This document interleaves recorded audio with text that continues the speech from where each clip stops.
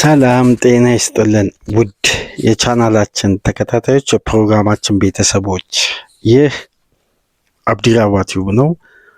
ፕሮግራማችን ላይክ በማድረግ እንዲጀምሩ፣ አዲስ የሆናችሁ ሰብስክራይብ በማድረግ ለዚህ ቻናል ቤተሰብ እንድትሆኑ፣ እንዲሁም ይህንን ፕሮግራም ከሀገር ውጭ የምታደምጡ የቻናላችን ተከታታዮች እንደ ሁል ጊዜው በሱፐር ስቲከር፣ ሱፐር ቻት፣ ሱፐር ታንክስ ድጋፋችሁን እንድታደርጉ በአክብሮት እንጋብዛለን።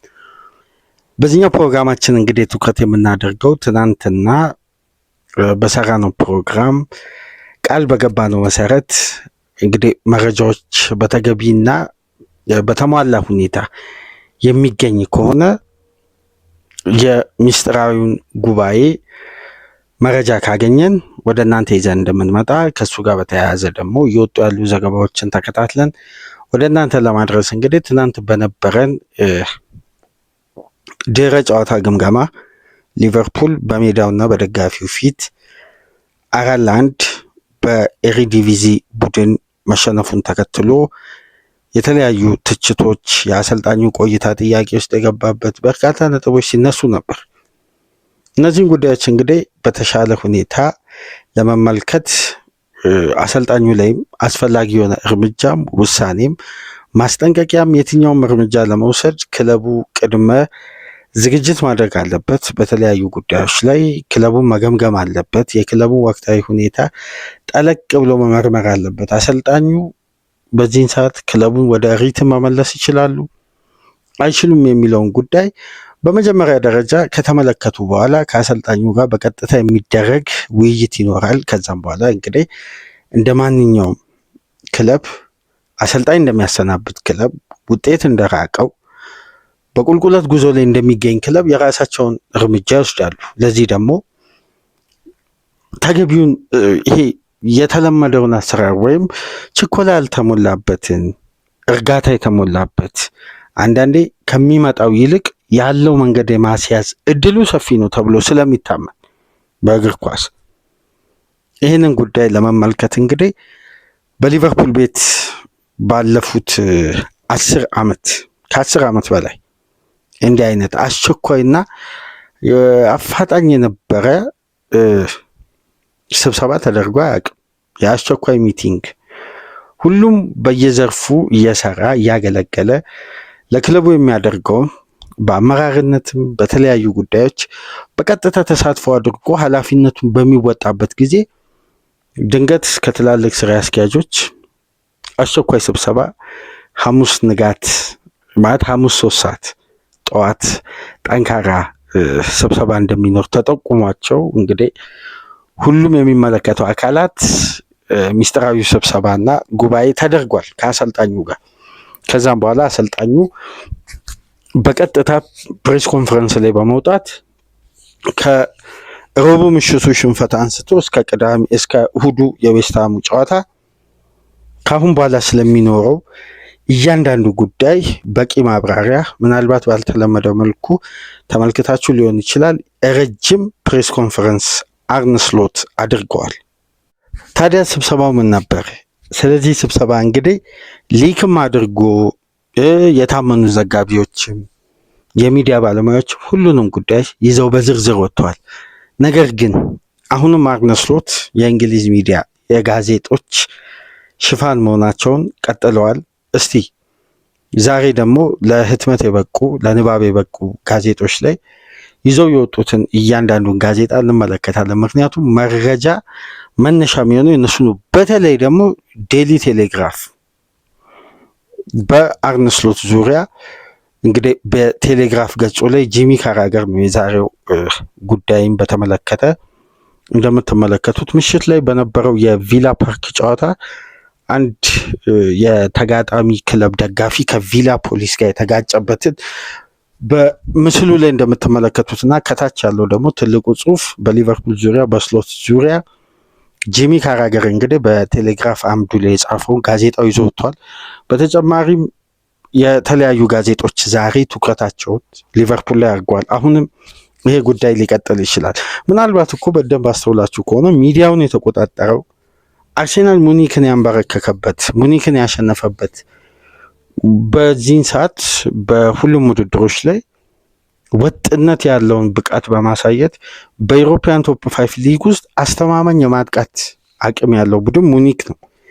ይህን ቡድን ያስቆመውን አርሴናልን ትኩረት አላደረጉም። ትናንትና የእንግሊዝ ጋዜጦች ስለ አምናው ሻምፒዮን ነው፣ ስለ ሊጉ ሻምፒዮን ሊቨርፑል እና በኢሮፒያን ውድድር በምድብ ጨዋታ ካደረጋቸው 25 የአንፊልድ ጨዋታ ለመጀመሪያ ጊዜ ከ2014 በኋላ ሽንፈት ስላስተናገደው ቡድን ነው እየጻፉ የሚገኙት። ይሄ ነገር ደግሞ ትልቅ ራስ ምታት ፈጥሯል። በተለይ ክለቡ በሁሉም ውድድሮች ከየትኛውም የፕሪሚየር ሊግ ተጋጣሚ በላይ 34 ግብ አስተናግዷል። ይሄ አሳሳቢነቱን ከፍ አድርጓል። ግቦቹ የሚቆጠሩበት መንገድ ደግሞ ግዴለሽነትና ኃላፊነት ያለመሰማት፣ ያ ደሙ የሞቀ የሊቨርፑል ስቴዲየም ከነ ተጫዋቹ ከነ ደጋፊው የነበረው ያ ስሜት ያ ግለት ጠፍቶ ያ ልሸነፍ ባይነት ከላዩ ላይ ተገፎ አልቆ ቡድኑ እንደ ማንኛውም መካከለኛ ቡድንና ሚድል ክላስ ያለውን ባህሪ ያለውን አይደንቲቲ አጥቶ ፊር ፋክተሩ ጠፍቶበት ግራ ተጋብቶ የተመሰቃቀለና የተበጣጠሰ አጨዋወት ሲያሳይ ነበር። ይህን ጉዳይ እንግዲህ ሪአሬንጅ ለማድረግ የመጀመሪያ ኃላፊነት የሚወስዱት አሰልጣኙ ነው። እንደ አንድ ቡድን እንደ አንድ አሰራር በእግር ኳስ ደግሞ የተለመደ ሳይሆን መሆንም ያለበት አንዳንድ ጉዳዮች አሉ። ይሄን ስንል ዲሲዥን ተወስኖ አይደለም። በነገራችን ላይ ከውስጥ የተገኘውን መረጃ በደንብ ሰፋ ላለ ደቂቃ እንወያይበታለን። ይሄን ከምን መነሻ እንዳሉ የመጀመሪያው ጉዳይ እንግዲህ ለአሰልጣኙ ከ2 እስከ 3 ጨዋታ እድሜ ተሰጥቷቸዋል። በቀጥታ ከ2 እስከ 3 ጨዋታ። እነዚህ 3 ጨዋታ የአሰልጣኙን የስራ ዘመን ሊቆርጡ አሰልጣኙ 3ቱን ጨዋታ ቢያሸንፉ በሊቨርፑል ቤት ይቀጥላሉ ስለሚል እምነት አይደለም። የሊቨርፑል አይደንቲቲን የሚመለስበት የማሰቢያ ጊዜ።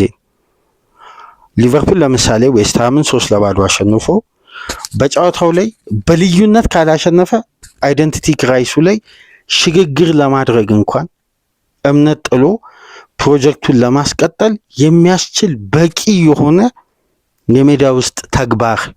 አሁን ክራይቴሪያው ጨዋታ ማሸነፍና 3 ነጥብ ማምጣት ሳይሆን በአይደንቲቲ ደረጃ ማሸነፍ፣ አሳምኖ የማሸነፍ ብቃትም ማለት ነው። አንደኛ በእያንዳንዱ ጨዋታ ላይ የሚታዩ ወይም የሚመዘገቡ ውጤቶች ከዚህ ባህሪ ጋር ተያያዥ ካልሆኑ ግን ለምሳሌ ሊቨርፑል በመጨረሻ ደቂቃ በተቆጠረ ግብ ያሸንፍ፣ 1-0 ጨዋታን ቢያሸንፍ እና በሜዳ ውስጥ የታየው ካራክተር በቪዲዮ አናሊሲስ በኩል ባሉ ማኔጅመንት ዲፓርትመንት ኃላፊዎች ይሄ ውጤት አሳማኝ ካልሆነ ስሎት ቢያሸንፉም ይሰናበታሉ። ይሄ ክራይቴሪያ አሁን በጣም አስደንጋጭ ነው።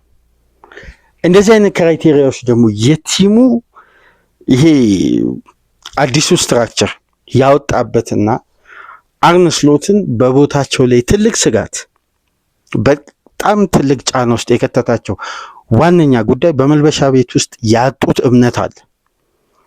እምነቱን ካጡባቸው ተጫዋቾች ደግሞ በአብዛኛው ሲነር ተጫዋቾች ናቸው፣ አዲስ ተጫዋቾች አይደሉም። ይሄ ጉዳይ ነገሩን አስግቶታል፣ ወይም ወንበራቸው ከሚገባው በላይ ተነቃንቋል። አንድ ጉዳይ በትናንትናው ፕሮግራማችን ላይ እርግጠኛውን ስነግራችሁ ነበር። የዚህ ስብሰባ የመጀመሪያው ፖይንት ለአሰልጣኙ ማስጠንቀቂያ ለመስጠት የጨዋታ ገደብ ለማውጣት ብቻ አይደለም። በተቃራኒው ከሊቨርፑል ቺፍ ኤክስኪዩቲቭ ዳይሬክተሩ ከማይክል ኤድዋርድ በቀጥታ ለስፖርቲንግ ዳይሬክተሩ ሪቻርድ ሹዝ ቀጥተኛ ትዕዛዝ ሊሰጥ እንደሚችል እርግጠኛውን ስነግራችሁ ነበር።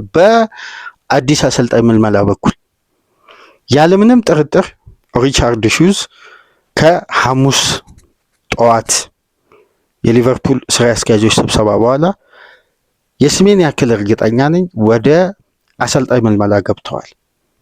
ምክንያቱም የቀረቡ ክራይቴሪያዎችን ለተመለከተ በተቃራኒው አሰልጣኙ በአጭር ጊዜ እነዚህ መፍትሄዎችን ለማምጣት ከጠፋው ውጤት ከ12 ጨዋታ 9 እንደተሸነፈ ቡድን በጣም ከባድ ትላልቅ አሳይመንቶችን ነው ለአሰልጣኙ ያስቀመጡት። ከዛም በኋላ የቲሙን ስፕሪት የደጋፊ ህብረት ይሄ ሁለት ወገን እንዳይከፈል በቀጥታ ጋዜጣዊ መግለጫቸውን በደንብ አተኩሮ ለተመለከተ አሰልጣኙ መማጸንን ነው የተያያዙት።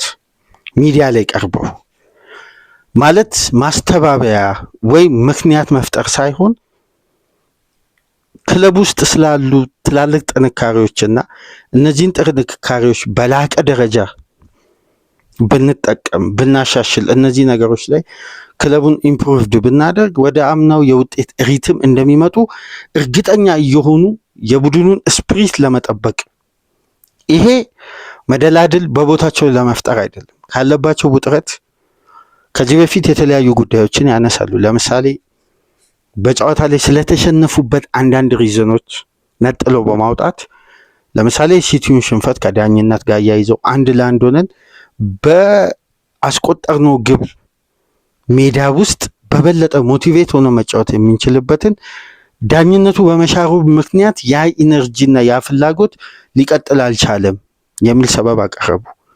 ተቀባይነት አግኝተዋል። የኖቲንጋም ፎረስቱ ላይ ጨዋታ ራሱ ተመሳሳይነት ያለው ውሳኔ አስተያየት ሰጡ፣ ተቀባይነት አግኝተዋል።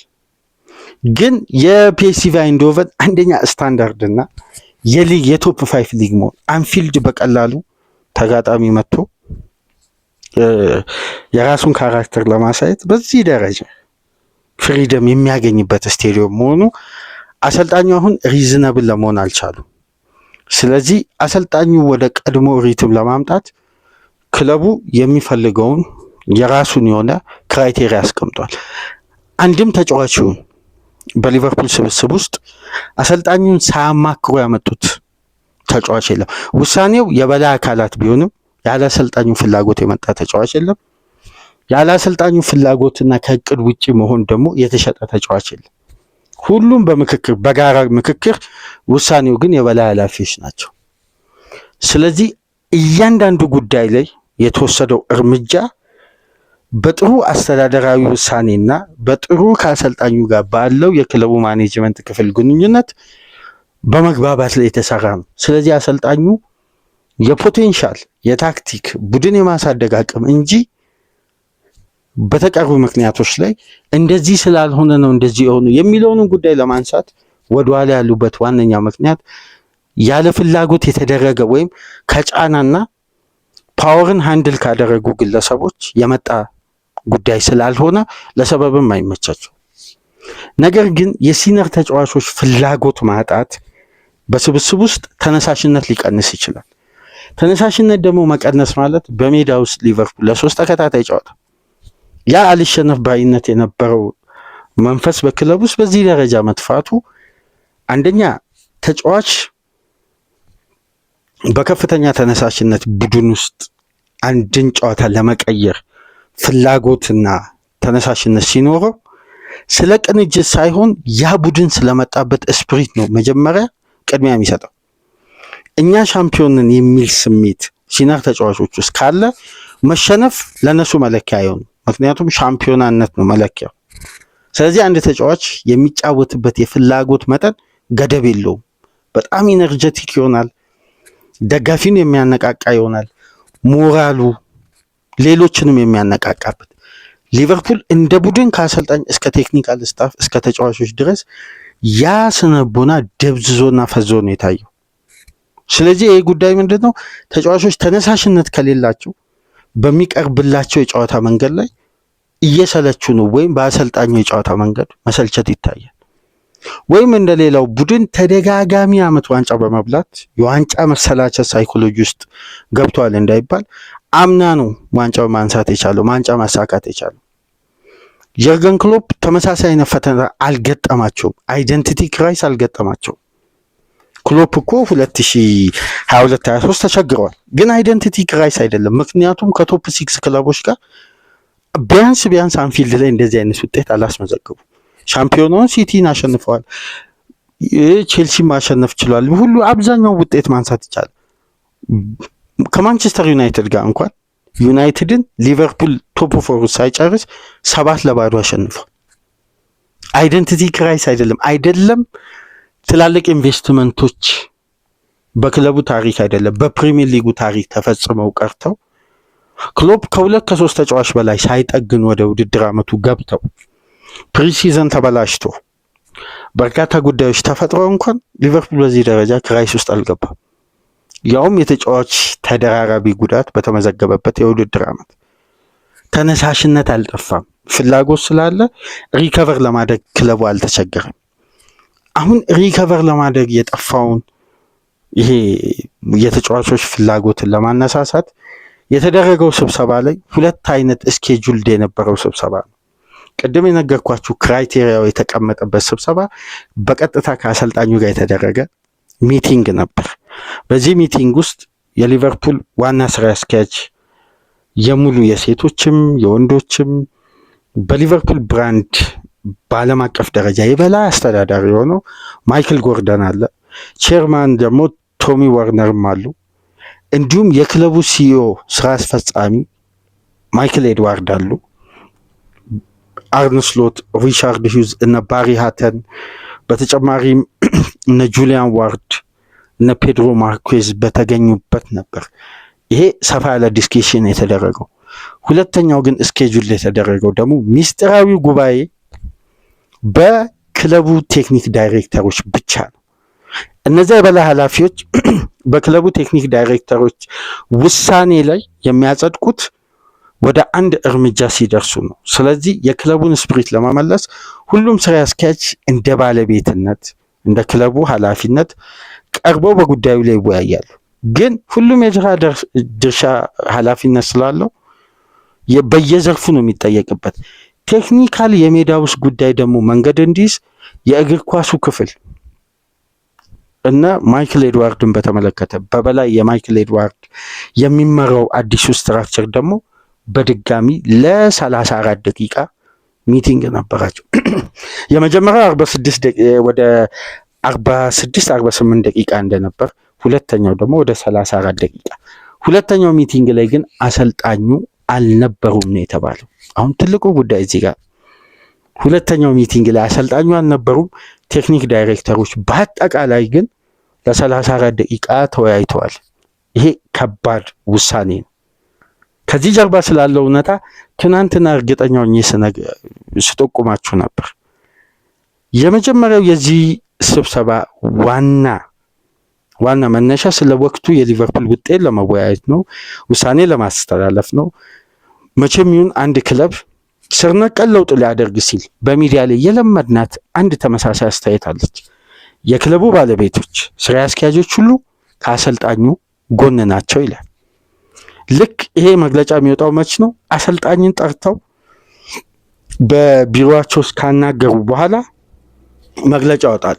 እኛ ከአሰልጣኙ ጎን ነን፣ ክለቡ ማደግ በሚችልበት የትኛው መንገድ ላይ አሰልጣኙን ለመደገፍ ከጎናቸው ነን ይላሉ። ከዛ በኋላ ግን በየትኛው መንገድ ከአንድ ጨዋታ በላይ አይታገሱ፣ በቀጥታ ነው የሚያሰናብቱት። ልክ ግን አሰልጣኙ እንደተሰናበተ ከ3 ከ4 ቀን በኋላ አንድ ያልተጠበቀ ወይም የተጠበቀ የአሰልጣኝ ሹመት እንሰማለን። ይሄ ማለት ግን የመጀመሪያ ሚቲንጉ ከተደረገ በኋላ እንደ አንድ እግር ኳስ አሰራር ደግሞ እንዲህ አይነት ሂደቶች ሲፈጸሙ በደንብ አስተውለናል። በደንብ ለምሳሌ ኤሪክ ቴን ሃግ ከአንድም 4 ጊዜ እንዲህ አይነት ሚቲንጎች ነበሩ። በእርግጥ የማንቸስተር ኃላፊዎች በርካታ ጉዳዮችን በሁለት ተከፍለው በውስጥ የቦርድ አባላት ለውሳኔ ሁለት ወገን ሆነው ሲጨቃጨቁበት እንደነበር እናስታውሳለን። የትኛውም ክለብ በአንዴ ለመወሰን የውስጥ ኃላፊዎች በአንድነት የሚስማሙበትን ሀሳብ ያስፈልጋል። ነገር ግን አሁን የፓወር ሺፍት የተደረገው የሊቨርፑል አዲሱ ስትራክቸር በአሰልጣኙ ቅጥር ላይ እንኳን ሁሌ ተደጋጋሚ እናነሳለን። አርነ ስሎት ማናጀር አይደሉም፣ ኮች ናቸው። ማናጀር ማለት ከዝውውር እስከ የትኛውም ጉዳይ ድረስ የውሳኔ ፓወር በአሰልጣኙ እጅ ላይ ነው። ኮች ሲሆን ግን ሁሉም ውሳኔ የሚወሰነው በስፖርቲንግ ዳይሬክተሩ ነው። የስፖርቲንግ ዳይሬክተሩ ውሳኔ የሚጸድቀው ደግሞ በሲኢኦ ነው፣ በበላይ ኃላፊ። ስለዚህ እነዚህ ስራ አስኪያጆች የሚያስተላልፉት ውሳኔ በየትኛውም መንገድ ይሁን ተቀባይነት አለው። በቀጥታ የሚወሰን ነው። 4 ነጥብ ላይ የሚደረስ ነው። አሰልጣኙ ስለፈለገ ብቻ ጉዳዮችን አንድ ላይ አድርግ። ስልጠናው ላይ ነው አሰልጣኙ የሚያተኩረው። እያንዳንዱ ጉዳይ ላይ አይገቡ። ይሄ ነው አሁን በሊቨርፑል ቤት ያለው ጠንካራው አሰራር። ስለዚህ ሁለተኛው ሚቲንግ ላይ ቴክኒክ ዳይሬክተሮች ብቻ የተገናኙበት ሚቲንግ ላይ አንድ ሊክ አድርጎ የወጣ መረጃ አለ። አንድ ዘገባ ላይ ነው የተመለከትኩት። ውስጥ አዋቂዎች ውስጥ አንድ ዘጋቢ ብቻ ነው ይዞ የወጣው። 3 አይነት መንገድ ነው ያስቀመጡት እንደተደራደሩ ከሆነ እንደተነጋገሩት ከሆነ። የመጀመሪያው ጉዳይ በአሰልጣኙ ውስጥ ሊቨርፑል ምን ያክል ከዚህ በላይ ሊያድግ ይችላል በሚለው ጉዳይ ላይ ተወያዩ። በሁለተኛ ደረጃ ይሄን ስብስብ ማኔጅ ለማድረግ ፍሌክሲብል የሆነ ታክቲካል አይደንቲቲ ያለው በተለይ ለዚህ ሊግ እንደ አዲስ አዳፕት የሚያደርግ ሳይሆን የሊጉን ኢንቴንሲቲ ቢያንስ በሌላ ሊግም ይሁን በዚሁ ሊግ ባህሪውን በደንብ የሚረዳ የሊጉን ባህሪ። አሁን ስሎት እኮ እንደ አዲስ አማተር አሰልጣኝ እየሆኑ ነው። ወደኋላ ማለት አዳፕት ለማድረግ የሊጉን ኢንቴንሲቲ እየተቸገሩ ነው። አምና አዳፕት ማድረግ ብቻ ሳይሆን የሊጉን ኢንቴንሲቲ ኮንትሮል የማድረግ ሁላ ብቃት የነበረው ስብስብ ነው። ስለዚህ በራሳቸው አይደንቲቲ አልነበረም ዋንጫ ያነሱት ማለት ነው። ምክንያቱም በራሳቸው አይደንቲቲ በጣም ተቸገሩ። ወደኋላ ለመመለስ ሁላ ወደ አምናው አጫወት ቅርጽ ለመመለስ ሁላ ተቸገሩ፣ አይደለም የዘንድሮ። ስለዚህ ይሄም ጉዳይ አለ። በእነዚህ ጉዳዮች ላይ ጠንካራ የማኔጅመንት የአሰልጣኝነት ባህሪም ሙያዊም ጥንካሬ ያለውን አሰልጣኝ። በሶስተኛ ደረጃ ደግሞ በሚመጣው አሰልጣኝ ላይ የመጀመሪያ ትልቁ ስራ የሚሆነው የሊቨርፑልን ኢንቴንሲቲ አይደንቲቲ መመለስ ነው።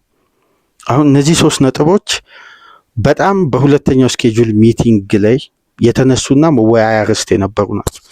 እዚህ ሚቲንግ ላይ አንድ ስሙን አንብቤ የአርነ ስሎት ቆይታ በዌስትሃሙ ጨዋታ ሊቋጭ እንደሚችል በውስጤ መደምደሚያ ላይ የደረስኩበትን አንድ ጉዳይ ልንገራችሁ። ዊል ስፒርማን እና ባሪ ሃተን መገኘታቸው አንድ ነገር ላይ የሊቨርፑል ኃላፊዎች ወስነው እንደወጡ ያስታውቃል።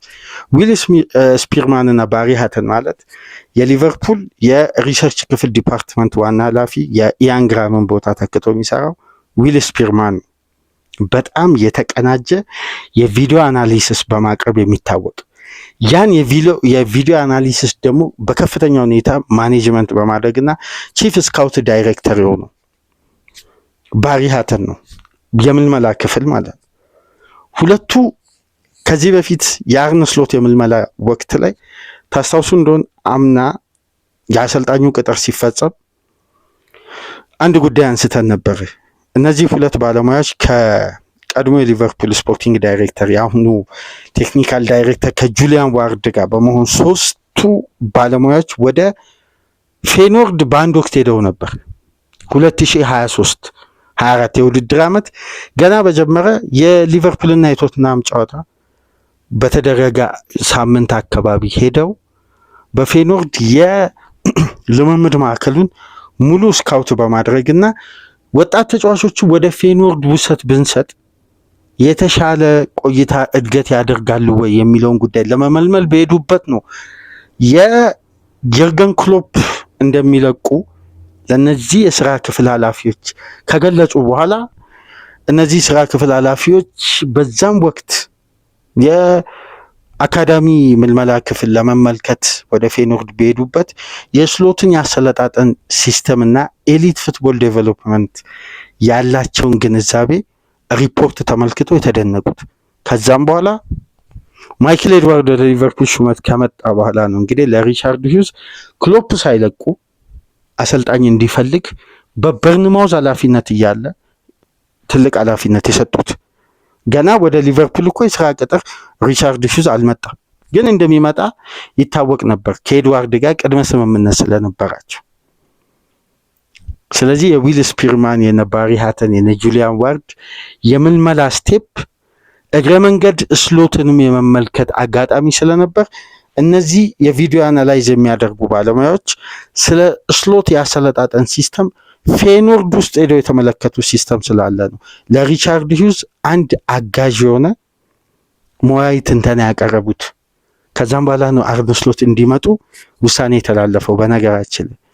ስለዚህ እነዚህ 3 ባለሙያዎች አሁን በስብሰባ ውስጥ መካተታቸው በተጫዋች ምልመላ፣ በአካዳሚ አሰልጣኝ ምልመላ፣ በዋና አሰልጣኝ በጣም የተቀናጀና የተረጋጋ ምልመላ ስቴፕ ያላቸው ቀደም ብሎም ቅድመ ዝግጅት ሊያደርጉ ይችላሉ። እነዚህ 3 ባለሙያዎች የቴክኒክ ክፍል ዳይሬክተሮች ስብሰባ ላይ መሳተፋቸው ያለምንም ጥርጥር የሪቻርድ ሂውዝ አሰልጣኝ የመፈለግና የምልመላ ስቴፑን ያለምንም ጥያቄ በቀጥታ ይሳተፋሉ።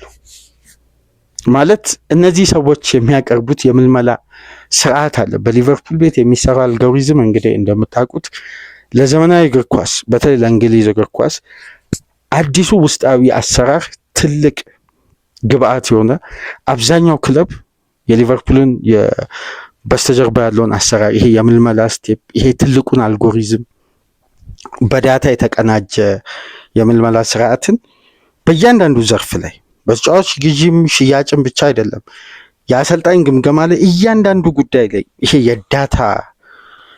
በዳታ ቤዝ የተቀናጀ አልጎሪዝምን መስራትን እንግዲህ ሁሉም ክለብ ኤክስፒሪየንሱን ወስዶ በዛ ስርዓት መከተል ጀምረዋል። ለምሳሌ አርሴናል፣ ማንቸስተር ሲቲ በቅርብ ዓመት እንደውም የሊቨርፑል ትላልቅ ስራ አስኪያጆችን የዚህ በቪዲዮ አናሊሲስ ውስጥ የሚሰሩ ዘንድሮ እንኳን ላይንደርስ ሲሄዱ አንድ ዊልፍሬድ የሚባል የሊቨርፑል ቪዲዮ አሲስታንስ ቪዲዮችን የነበረ ባለሙያ ፔፕ ጋርዲዮላ አንድ ላይ ወስዶታል። እንዲሁም 2 ተጨማሪ ባለሙያዎች አሉ ስማቸው ያልተጠቀሰ ከዚህ ባለሙያ ጋር ከሊቨርፑል ጋር ኮንትራታቸው አልቆ የለቀቁ። ስለዚህ እነዚህ ባለሙያዎች በምልመላው በኩል መሳተፋቸው አይቀርም። ቴክኒክ ዳይሬክተሩ ለምን 34 ደቂቃ ሊወያይ ቻለ? ተጨማሪ ለአርነ ስሎት ከፍተኛ ማስጠንቀቂያ እና የጨዋታ ገደቡ 3 ነው። ዌስትሃም፣ ሰንደርላንድ በቀጣይ ጨዋታዎች ሊቨርፑል የሚያደርጋቸውን የሊግ ጨዋታ አስገዳጅ የሆነ ዌስትሃም፣ ሊድስ፣ ሰንደርላንድን ከ3ቱ ጨዋታ ደግሞ ካራገር ምንድነው የሚለው 7 ነጥብ ግዴታ ነው። አለበለዚያ ስራቸው አደጋ ውስጥ ገብቷል። እንደውም ከቴሌግራፍ የካራገር ዘገባ ላይ ያገኘሁት አንዱ ጥቆማ ቴክኒክ ዳይሬክተሮች የነበራቸው ስብሰባና በስሎት ላይ ያላቸው አቋም እንደ ወትሮና ሻምፒዮን ሲሆን ቡድኑ እምነት አድሮባቸው ኢንቨስት እንዳደረጉት ገንዘብ አይደለም ስብሰባው ላይ የነበረው ይላል። ዶሚኒክ ኪንግን ደግሞ ታውቁታላችሁ። የመርሲሳይድ ጸሐፊ ነው። ለቢቢሲ ስፖርትም ለዴሊ ሜልም የሚሰራ የታወቀ ዘጋቢ ነው። እሱ ደግሞ እንደሚለው ከሆነ በኃላፊዎች ዘንድ እምነት ጠፍቷል። ስፕሪቱን ላለመበጥበጥ ቢያንስ ለመልሶ ማንሰራራት እድሜ ለመቀጠል ሰው የክለቡን የአሸናፊነት መንገድ ሊያመጡ የሚችሉ ከሆነ ለስራ አስኪያጆቹ አሰልጣኝ ለመመልመል ጊዜ መግዣ፣ ለስሎት ደግሞ በተቃራኒው የማረሚያ ጊዜ እኩል ታይሚንግን ያስተካከሉት ነው የሚለው። 3 ጨዋታ እነዛ ባለሙያዎች ከበስተጀርባ በአሰልጣኝ ምልመላ በኩል ይወጠራሉ። ይሄ አሰልጣኝ ደግሞ በአግባቡ በእነዚህ 3 ጨዋታዎች የክለቡን አይደንቲቲ መልሰው መልክ የሚያስይዙ ከሆነ ደግሞ ሊታገሱ፣ ምክንያቱም እዛ ጋር አሰልጣኝ አዘጋጅተው እዚህ ጋር ውጤቱን ለመመልከት ነው። ስለዚህ ሁለቱም መንገድ በጣም ሲስተማቲካሊ የተጠና ስትራቴጂ ነው ይዘው እንደወጡ ሁሉም የሊቨርፑል ውስጥ አዋቂዎች የሚጽፉት። በነገራችን ላይ ሚዲያ ላይ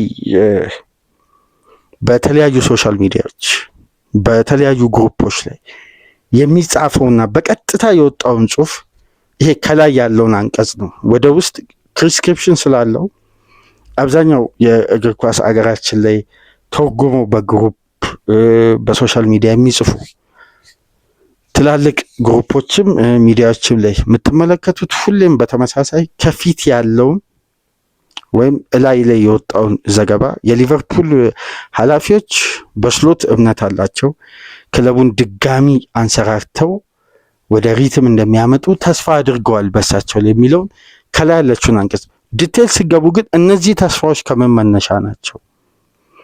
ስብሰባው ምን አይነት ነበር? እንግዲህ እርግጠኛው ነን ቀደም ብለን መረጃውን ወደ እናንተ ያደረስነው እኛ ነው። ጠዋት 3 ሰዓት ላይ የሊቨርፑል ትላልቅ ስራ አስኪያጆች ጠንካራና አስቸኳይ የስብሰባ ጥሪ ተደርጓል። ከዚህ ስብሰባ የሚወጣው የትኛውም ውሳኔ ይሁን ተፈጻሚ ይሆናል። የዚህ ስብሰባ ደግሞ ጠቀሜታ በየትኛውም መመዘኛ ይሁን የአሰልጣኙን ቆይታ አደጋ ውስጥ ጥሏል። ይሄ ስብሰባ ከተደረገ በኋላ ስሎት በሊቨርፑል ቤት የሚሰነብቱ አይመስለኝም ብዬ ትናንትና በነበረን ፕሮግራም ስንወያይ ነበር። እንግዲህ የነዚህ ስራ አስኪያጆች በነገራችን ላይ ብስለትና ስልት ሁሌም የሚያስገርም ነው። በእግር ኳስ ውስጥ አንድ ክለብ አሰልጣኝ ሲያሰናብት ብድግ ብሎ ሲያሰናብት ሁሌም የሚታቸው ምንድን ነው? ይሄ ለዚህ አሰልጣኝ መች ጊዜ የተሰጠው? መች ክለቡን እንዲያሰጋ እንዲህ አይነት ፍንጮች ነበሩ እኮ። ለሚመጣው አሰልጣኝም ሌላ ስራ ነው ሚዲያውም ደጋፊው የሚያስቀምጠው። ምክንያቱም ይህ አሰልጣኝ ያላመጣውን ውጤት ያኛው አሰልጣኝ ያመጣል ተብሎ ተስፋ ስለሚደረግ በዚህ አሰልጣኝ ደግሞ የተመዘገቡ ውጤቶችን ታሳቢ ተደርጎ ነው ያኛው አሰልጣኝ ቅበላ የሚደረግለት። ስለዚህ ይሄ አሰልጣኝ ሲሸኝ በቅሬታ መሆን የለበትም የሚለው ጉዳይ ሁሌም የሚያስማማ ነው። ቅሬታ ማለት ይሄን የሊጉ ዋንጫ ያነሳ ነው፣ በመጣ የውድድር ዓመት አዲስ ታሪክ የጻፈ ነው፣ የሊቨርፑልን ስፕሪት ያነቃቃ ነው፣ በደንብ ክሎፕ የያዙትን መንገድ ያስቀጠለ ነው። ከ16 ወር በኋላ ግን ይሄ ጉዳይ በአንዴ ተርን ሲያደርግ አይ ተርን አድርጓል ተብሎ ይሄ በአንድ የውድድር ዓመት አርቴታም የትኛውም አሰልጣኝ ፔፕ ጋርዲዮላ ጭምር በመጣ ዓመት ዋንጫ አላሳካም። ያ አሰልጣኝ በመጣ ዓመት ዋንጫ አሳክቷል። የተገነባው የቡድኑ ካራክተር ሊሆን ይችላል፣ ግን በየትኛው መመዘኛ ክሬዲቱን እሱ ነው የሚወስደው። ለምን ታች ላይ ኮች ተብሎ የተሰየመው አሰልጣኝ እሱ ስለሆነ። ስለዚህ እንዲሁ በቀላሉ ክብር በሚነካ መንገድ አንስቶ አያሰናብቱም። ግን በጣም የበሰለና ስልታዊ የሆነ ስትራቴጂ አላቸው። ሌላው ክለብ እንደሚጠቀመው ጊዜ መግዣ፣ የውጤት ቅኝት ማምጣት የሚችሉ ከሆነ የማሳመን አቅም ድጋሚ መፍጠር የሚችሉ ከሆነ ያን የሊቨርፑልን ኢንቴንሲቲ በድጋሚ ማንሰራራት ነፍስ እንዲዘሩ ማድረግ የሚችሉ ከሆነ የማሰቢያ ጊዜ ይሰጣቸዋል። 3 ጨዋታ ማለት በነገራችን ላይ 1 ሳምንት ነው። በዚህ እሁድ አለ ጨዋታ፣ ሮብ አለ፣ ከዛን ቅዳሜ አለ። 1 ሳምንት ነው። እነዚህ 3 ጨዋታዎች ለስሎት ጊዜ መግዣና ቲሙን ወደ አሸናፊነት የመመለሻ ነው። ግን ከበስተጀርባ ደግሞ እነዛ ስራ አስኪያጆች አሰልጣኝ ምልመላ ወደ በየዘርፋቸው ተሰማርተዋል። ምልመላ ላይ ፈጣን ትራንዚሽን የሚያመጣ ሊቨርፑል ከገባበት ውጤት ሊያወጣ የሚችል በኮች ደረጃ ቅጥር ሊፈጸምም ይችላል፣ በኬርቴከርነትም ቅጥር ሊፈጸም ይችላል። በነገራችን ላይ ከነዚህ 3 ጨዋታዎች ውስጥ የስሜን ያክል እርግጠኛ ሆኜ ልንገራችሁ፣ አንዱን ጨዋታ ስሎት አቻ ከወጡ ተሰናበቱ። አይደለም ሽንፈት፣ አቻ ከወጡ በቀጥታ ነው የሚሰናበቱት። የሚሰናበቱበት ደብዳቤ ያ ጨዋታ በተጠናቀቀ ምናልባት እንደ አንጅን ፖስቴኮግሉ ሜዳ ውስጥ ሆኖ ከመልበሻ ክፍል ሳይወጡ ሊሰሙ ይችላሉ። አሰልጣኙ ራሳቸው 2 አይነት መልክ የነበረው ስብሰባ ግን የተጠናቀቀበት መንገድ በጣም አግሬሲቭ እና የክለቡን ሲዝን በአንዴ ሊቀይር እንደሚችል የዘ ታይምሱ ዘጋቢን ፖል ጆይ ጽፎታል። ቴሌግራፍ ላይ ጂሚ ካራገርም ጽፎታል። የአትሌቲኩ ዘጋቢ ጄምስ ፒርስ፣ የሊቨርፑል ኢኮ ፖል ግሮስትም። በጣም ውይይቱ ጠንካራ ነበር። ለሚመጣውም አሰልጣኝ በዚያ አሰልጣኝ የታየውንም ክፍተት ለመሙላት የጃንዋሪ የዝውውር መስኮትን ጭምር የተከላካይና የመሐመድ ሳላህ ረጅም ጊዜ ተተኪን ለማምጣትም ቅድመ ዝግጅቱ ውይይቱ ላይ እንደተካተተ ተሰምቷል። እና ከዚህ ስብሰባ ቀደም ብሎ የሚወጣ አንዳንድ መረጃ ነበር። እንግዲህ ምንጩ ያልታወቀ መረጃ ተቀባይነቱ 0 ነው። እስከ አዲሱ ዓመት ድረስ ይታገሷቸዋል የሚለው መረጃ 100% የተሳሳተ ነው። እስከ አዲሱ ዓመት ድረስ የተባለ ምንም አይነት ዘገባ የለም። እንደዛ የሚል የታመኑ ዘጋቢዎችም ከዛ ስብሰባ ውስጥም የወጣ የትኛውም መረጃ የለም። የተሰጣቸው ከ2 እስከ 3 ጨዋታ ነው። በእነዚህ ከ2 እስከ 3 ጨዋታ ስራቸውን ሴቭ ለማድረግ ብቻ ሳይሆን የቡድን አይደንቲቲ የመመለስ አፋጣኝ ምላሽ ነው። ይህን ጉዳይ ግን አሰልጣኙ በተቃራኒው የገለጹበት መንገድ በደንብ ፕሬስ ኮንፈረንሳቸውን ካደመጣችሁ መማፀን ነው ያዙት ብዬ ቀደም መግቢያ ላይ ያነሳሁት። ልክ እንደ ምን ውሻ ነው የሚባለው በጣም ፍላጎት ያለው በከፍተኛ ኢነርጂ ሜዳ ውስጥ የማያቆም የሊቨርፑል የቀድሞ ኢንቴንሲቲ በየርገን ክሎፕ ጊዜ የነበረውን አይነት ፍላጎት ከተጫዋቾች ይፈልጋለሁ ብለዋል። ይሄ ፈጣን ለውጥ እንዲመጣ ከየትኛውም ጊዜ በላይ በአንገብጋቢነት አሰልጣኙ የሰጡትን መግለጫ ለተመለከተ ከበስተጀርባ የተሰጣቸው ትዕዛዝ እንደሆነ 100% የአሰልጣኙ መግለጫ በግልጽ ያሳያል። ትላልቅ ያልተጠበቁ ውሳኔዎችን በምርጥ 11 ውስጥ ሊወስኑ ይችላሉ። የነ ኮርሊ ጋክፖ ቋሚ መሆን፣ የነ ኢብራሂም ኩናቴ ስህተት እየፈጸሙ የሚሰለፉበትን መንገድ፣ በቀጥታ ጆይ ጎሜዝ እንደሚጫወት፣ ዋታሮ ኢንዶ በተጨማሪ በቀጣይ ሳምንት ደቂቃ ሊያገኝ እንደሚችል፣ የራያን ግራቨንበርች የሊቨርፑልን የአማካይ ክፍል እንደ ምንድን ነው እንደተበረገደ በር ነው። ሊቨርፑል በየትኛውም የሽግግር ኳስ ወደ አደጋ ክልል ይገባል። ወደ ሊቨርፑል የአደጋ ክልል የግራቨንበርክ አስተማማኝ አለመሆኑ፣ የአሰልጣኙ ትራንዚሽን ከ1 ዓመት በላይ ሊሰራ እንዳልቻለ። በነገራችን ላይ አንድ ጉዳይ ተያይዞ የወጣ አስደናቂ መረጃ አለ።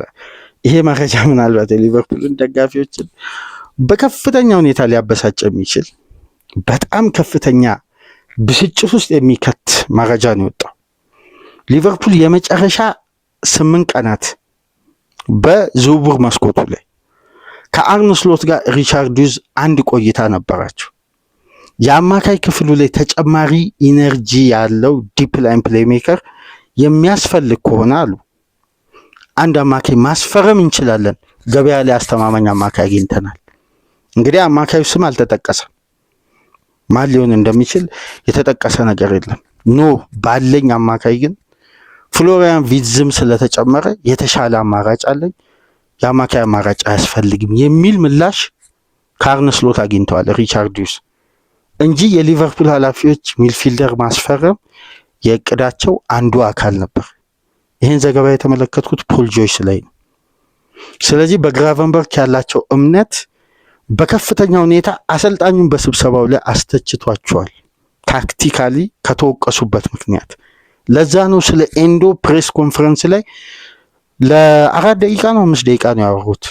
የኤንዶን ፕሮፌሽናሊዝም፣ ጥንካሬ፣ ዴይ ቱ ዴይ ባለ ትሬኒንግ ላይ ስለሚያሳየው ፕሮግረስ ምናምን ነው የሚያወሩት። እንዲህ አይነት ፕሬስ ኮንፈረንስ ሰጥተው አያውቁም። ይሄ ከበስተጀርባ ያለውን ትክክለኛ ትዕዛዝ ተቀብለው ወደ ሜዳ ወደ ፕሬስ ኮንፈረንስ እንደመጡ ነው የሚያስታውቀው። እና አሰልጣኙ ከሚገባው በላይ ከፍተኛ ጫና ውስጥ ገብተዋል። እዚህ ስብሰባ ላይ ከተሳተፉ ደግሞ ሲነር ተጫዋች በብቸኝነት ስብሰባው አካል የነበረው አምበሉ ቫን ዳይክ ነው እና ምሽት ላይ በኢንስታግራም ገጹ ላይ የለቀቀው ስለ ጋራ ህብረት፣ ስለ አሸናፊነት፣ አሁን ከገባንበት ውጥረት ልንወጣ እንችላለን፣ ይሄ የክለቡን ደጋፊ ይቅርታ የመጠየቅና ዳግም ከክለቡ ጎን እንዲሆን አንድ 4-5 አጋጣሚ ላንሳላችሁ። ማርሴሎ ራፋኤል ቤኒቴዝ ሊሰናበቱ ከሪያል ማድሪድ የ2 ጨዋታ እድሜ የአንድ እና የ2 ጨዋታ እድሜ ተሰጥቷቸው ማርሴሎ ያወጣው የኢንስታግራም ፖስት ነበር። በጊዜው ሁሌም ከአሰልጣኙ ጎን ነን፣ ለአሰልጣኙ እንታገላለን አይነት፣ ደጋፊው ሁሌም ከኛ ጎን እንዲቆም የሚል አይነት ጥሪ። ብሩኖ ፈርናንዴዝ ኤሪክ ቴን ሃግ ከመሰናበታቸው በፊት የጻፈው ጽሁፍ ነበር። ኡናይ ኤምሪ ከመሰናበታቸው በፊት የአርሴናል ተጫዋቾች መካከል የነበረው ፖስት። አሁን ነገራቶች ተመሳሳይነት ያላቸው ይመስላል እና በአጭሩ የአሰልጣኙ ከመቆየት ይልቅ ስንብታቸው ከየትኛውም ጊዜ በላይ የተቃረበ ይመስላል። ኬርቴከርም ኮችም ማናጀርም ሊያመጡ ይችላሉ፣ አይታወቅም። ስሎት ግን በእነዚህ 3 ጨዋታ አሳማኝ በሆነ ብቃት 9 ነጥብ የሚያመጡ ከሆነ እድሜያቸውን ከፍ ያደርጋሉ፣ ይዘልቃሉ፣ ይቆያሉ። እሱን እንቶ አንድ ጨዋታ ታይሚንግ እና ዲሲዥን ነው የሚጠበቀው። በቀጥታ በውሳኔ ከስራው ተሰናብቷል የሚል ደብዳቤ ቢሮቸው እንደሚጠብቃቸው እርግጠኛ ሆኜ ልንገራችሁ። ይሄ አግሬሲቭ የሆነ ቅድመ ተከተል የያዘ ጠንካራ ውሳኔና ትዕዛዝ ከኃላፊዎች ከተሰጠ በኋላ አሰልጣኙን በከፍተኛ ጫና ነው ከስብሰባ የሚወጡት። ያገኙት ሳፖርት አለ። በየትኛውም መመዘኛ ወደ ውጤት ሀዲድ ከመጡ የሚፈልጉትንም ተጫዋች በጃንዋሪ ለማምጣት ፈቃደኛ ሆነዋል። ግን ያንን የማምጣት አቅማቸውን በበለጠ አውጥቶ የሚጠቀሙበትን ትላልቅ ክራይቴሪያ አስቀምጠው ነው ስብሰባው የተጠናቀቀውና መጀመሪያም ስብሰባው ሲጠራ በትናንትናው ፕሮግራማችን እንደዚህ አይነት ስብሰባዎች አንደኛ ለአሰልጣኙ የመጀመሪያ ግምገማ ድንገት መሀል ሲዝን ላይ እንደዚህ አይነት አፋጣኝ ስብሰባና ጠንካራ ውሳኔ የሚያዝል ትዕዛዝ ለማስተላለፍ ይታወቃል። በሁለተኛ አቅጣጫ የሚያስቀምጡት እንግዲህ የአሰልጣኙን ተተኪ በምን አይነት ስትራቴጂ ይህን ስብስብ የትኛው አሰልጣኝ ቢመጣ የተሻለ ሀዲድ ውስጥ አስገብቶ ቢያንስ ይህን ሲዝን የከፋ እንዳይሆን ቢያንስ ሊቨርፑልን ለቶፕ ፎር ይዞ ሊያስጨርስ የሚችል አቅም ያለው አሰልጣኝ እንዴት ልናገኝ እንችላለን ስለሚለው ጉዳይ እንዲሁም አንድ ዘገባ ላይ እኮ ስንመለከት የእንትና ከሰሞኑ የጁሊያን ኒግልስማን ስም በጣም ከሊቨርፑል ጋር በስቷል። አንድ ዘጋቢ እንደሚለው ከሆነ የራሱን ጥርጣሬ ይህን ሲዝን በኬርቴከር በነ ስቲቨን ጄራርድም ሊሆን ይችላል ሲዝኑን ካጠናቀቁ በኋላ ከዓለም ዋንጫ መልስ ጁሊያን ኒግልስማንን ለማምጣት የሊቨርፑል ኃላፊዎች ቀደም ብሎ ውጤት መበላሸት ሲጀምር ይህን ጉዳይ አስቧል የሚሉ አሉ። አንዶኒ ያሮላ ከሊቨርፑል ፕሮጀክት ጋር ከአጨዋወት ጋር የሊጉን ኢንቴንሲቲ መልመዳቸውን ተከትሎ ተስማሚ አሰልጣኝ ናቸው ብሎም ያስባሉ። በሌላ በኩል ደግሞ የርገን ክሎፕንም መመለስ አንዳንድ የስራ ክፍፍሉ ላይ የበፊቱ አይነት አለመግባባት እንዳይፈጠር ያሰጋል እንጂ የርገን ክሎፕንም መመለስ ያስባሉ። ስለዚህ ሀሳቡ ሰፊ ነው። ግን እኛ አሰልጣኝ የዌስትሃም ጨዋታ ከተሸነፉ ሰኞ ንጋት ላይ ደብዳቤ ይጠብቃቸዋል፣ ወይም ሮቡን ጨዋታ የሊድስን ሊታገሱ ይችላሉ። እስከ ሊድሱ ጨዋታ የሊድሱ የሚታገዙት የዛን የሚመጣውን የአሰልጣኝ ምልመላ እና ቅድመ ዝግጅት በበቂ ሁኔታ ለማደራጀት ማለት ነው እንጂ ከስብሰባው ላይ ያነበብነው የተመለከትነው የወጣው መረጃ በእያንዳንዱ የመረጃ የሚያወጡ ውስጥ አዋቂዎች ላይ ገብታችሁ ብትመለከቱ በጣም ጠንካራ የሆነ አቋም ይስተዋላል። እኔ አንዳንዴ በጊዜ የሚገኙ መረጃዎችን በቀጥታ ከፍለው ገብተው ያን መረጃ በአግባቡ ተመልክተው ወደ ሚዲያ ይዘው የሚመጡ ትላልቅ ሚዲያዎችን እናውቃለን።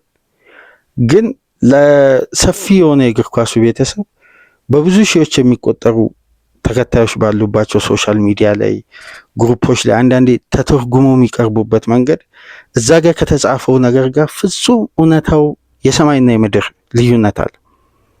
የሊቨርፑል ኃላፊዎች ከአርነ ስሎት ጎን ናቸው። እስከ አዲሱ ዓመት ይታገሳቸዋል። በዚህ ውጤት የሊቨርፑል ኃላፊ ምናልባት ይህን ፕሮግራም የምታደምጡ የሌሎች ክለቦች ደጋፊዎች የሊቨርፑልም ደጋፊዎች ካላወቋቸው ወደኋላ መለስ ብላችሁ ምን አይነት ከ20 ዓመት በላይ እዚህ ሊግ ውስጥ ቆይተው የዚህ ሊግ ብቻ አይደለም የዓለምን እግር ኳስ በከፍተኛ ሁኔታ የተረዱ ጠንካራ አመራር እንደሆኑ ምናልባት እግር ኳሳዊ ጉዳዮች ላይ ይሄ ለውሳኔ አለመቸኮል አለመብሰል ተደርጎ ሊወሰድ አይገባም።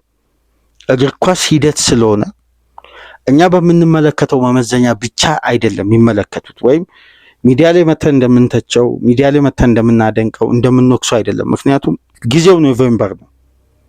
ሊጉ ሲጀምር የነበረው ባህሪ ሲጠፋ እያንዳንዱ ምክንያት በአግባቡ ይመለከታሉ። በእነዚህ ጉዳዮች ውስጥ እንኳን የሚስተዋሉ ጥንካሬዎች ካሉ እነዛን ጉዳዮች እንዲያጠነክሩና እንዲያጎለብቱ ትዕዛዝም ይሰጣሉ። ኃላፊነት ቀላል ኃላፊነት አይደለም። ከዚህ በፊት ታውቃላችሁ ማይክል ኤድዋርድ የሊቨርፑል ስፖርቲንግ ዳይሬክተር እያለ ሊቨርፑል 2 ትላልቅ ሳመሮችን ተጫዋች ሲያስፈርም አልፏል። ምክንያቱም ገበያ ላይ በዛ የክሎፕ አይደንቲቲ ስታንዳርድ ደረጃ የሚሆን ተጫዋች ስለሌለ ሳመር ላይ ደጋፊ ይጨዋል፣ ፌኒው ስፖርት ግሩፕ ይውጣልን፣ እንደዚህ ይሁን ክሎፕ ቢያንስ አይጠይቁም። ማንም ከሚዲያ ውጭ ቢጮህ አይሰማም። ተገቢው ተጫዋች ሲገኝ ግን ጊዜና ሰዓቱን የጠበቀ ውሳኔ በቀጥታ ይወስናል። ለምሳሌ ከምናውቃቸው ትላልቅ ውሳኔዎች መካከል ለአንድ ተጫዋች ለጁዲ ቤሊንጋም 110 ሚሊዮን ፓውንድ ከመክፈል 4 አማካይ እንዴት ማስፈረም እንደሚቻል ስልታዊ አጠቃቀምን በቂ ማሳያ ነው።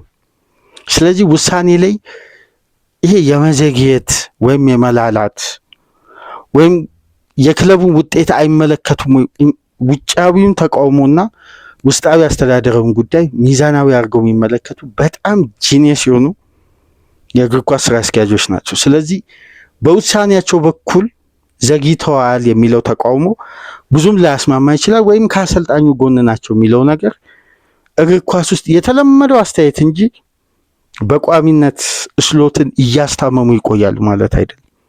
ለማስታመምም 2 ደቂቃ የሚያስቡ ስራ አስኪያጆች አይደሉም። ለሚመጣው አሰልጣኝ በቂ የምልመላ ጊዜም መግዣ ይሄም አሰልጣኝ የሚያንሰራራበት ተጨማሪ ሌላ መንገድ ካለም ለመፈለግ ሁለቱን ጉዳይ በአንድ መንገድ ላይ ለማስኬድ የተሰራ ስልታዊ ውሳኔ ነው። የትናንት የሐሙስ የ3 ሰዓት የጠዋቱ ስብሰባ አሰልጣኙ ውጤቱን የሚመልሱ ከሆነ 3 ተከታታይ ጨዋታ አሳምነው የሚያሸንፉ ከሆነ ትዕግስታቸው ይቀጥላል። ግን አንድ ጨዋታ ሲሸነፉ ከስራቸው ላይ በቀጥታ የሚሰናበቱት በየትኛውም መመዘኛውን አይቀጥሉም። እስከዛ ድረስ ግን ያንን አሰልጣኝ እያዘጋጁ ነው ይህንን አሰልጣኝ ጊዜ የሚሰጡት ማለት ነው።